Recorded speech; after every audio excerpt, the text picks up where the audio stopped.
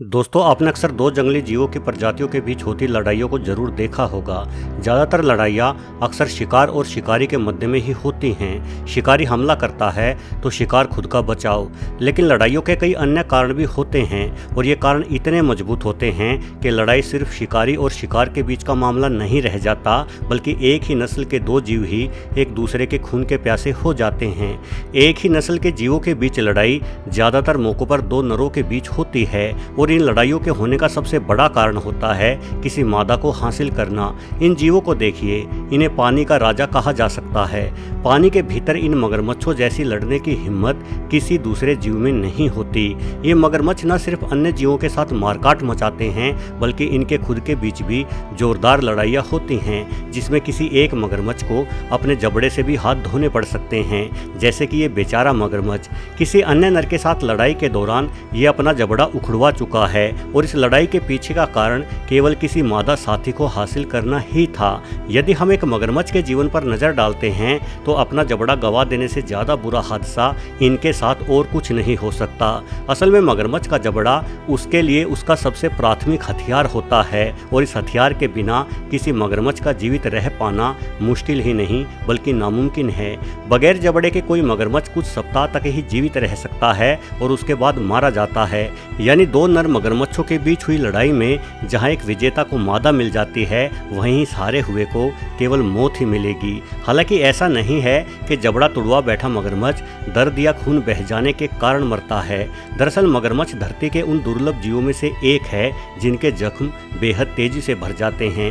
यानी जबड़ा तुड़वाने का दर्द भी ये आसानी से झेल लेते हैं। लेकिन बिना जबड़े वाला मगरमच्छ ना तो शिकार कर सकता है और ना ही पहले से मरे हुए जीव को ही खा सकता है। यानी जबड़े के बिना मगरमच्छ की मौत का मुख्य कारण होता है भूख। भोजन न मिल पाने के कारण मगरमच्छ दिन प्रतिदिन कमज़ोर होता रहता है और अंततः मारा जाता है। किसी मादा साथी को तलाश करने की ये लड़ाई केवल धरती पर रेंगने या चलने वाले जीव ही नहीं लड़ते, बल्कि आसमान में उड़ने वाले पक्षियों में भी ऐसा संघर्ष देखा जा सकता है। इस वीडियो में एक हमिंग बर्ड दूसरे हमिंग बर्ड को मौत के घाट उतार रहा है। ये लड़ाई भी एक मादा के चलते ही हो रही है। हमिंग बर्ड भले ही छोटा सा पक्षी है, किंतु इनकी चोंच किसी तलवार की ही भांति नुकीली, पैनी और लंबी होती है। करीब 100 किलोमीटर प्रति घंटे की रफ्तार से उड़ने वाला यह पक्षी एक ही सेकंड में 80 बार अपने पंखों को फड़फड़ाता हुआ किसी भी दिशा में अचानक से पलट सकता है। अपनी इस खूबी की वजह से ये हमिंग बर्ड बेहद ही माहिर लड़ाकू होते हैं। आप देख सकते हैं यहाँ इस लड़ाई में एक हमिंग बर्ड दूसरे की छाती पर सवार होकर तेजी से अपनी चोंच द्वारा प्रहार किए जा रहा है। ये इतना गुस्से में है कि नीचे गिरे हमिंग बर्ड के मर जाने के बाद भी उसे अपनी चोंचों के वारों से लगातार रौंद रहा है। दोस्तों, जीवन साथी को हासिल करने के अलावा एक ही प्रजाति के दो जीवों में लड़ाई होने का सबसे प्रमुख कारण भोजन और झुंड पर प्रभुत्व हासिल करना है।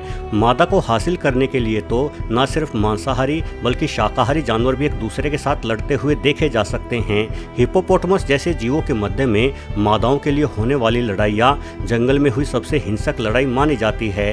हालांकि दो शाकाहारी जानवर कभी भोजन के लिए एक दूसरे के साथ नहीं लड़ते। भले ही सूखे के मौसम के कारण घास कम उगी हो, फिर भी ये मिलजुल कर और भोजन को बांटकर खाने में ही यकीन रखते हैं। भोजन के लिए भयानक लड़ाइयाँ तो केवल मांसाहारी जानवरों के बीच ही होती है, क्योंकि घास फूस के मुकाबले मांस को हासिल करने में कड़ा संघर्ष जो करना होता है। मांस खाने वाले जानवर अक्सर एक दूसरे का शिकार छीनते हुए देखे जा सकते हैं। जो जानवर एक साथ मिलकर झुंड में रहते हैं, उनमें सबसे पहले खाने का अधिकार उसको होता है जो झुंड में सबसे तगड़ा हो। जरा इस वीडियो में देखिए, यहाँ शेरों की प्राइड में शिकार किया शेरनियों ने, किंतु उसे खा रहा है प्राइड का सबसे तगड़ा मुखिया नर। मांस खाते समय शेर अपना गुस्सा अन्य शेरों और शेरनियों को दिखाता रहता है ताकि कोई भी उसके भोजन के पास ना आए, किंतु ये नौजवान शेरनी गलती कर बैठी।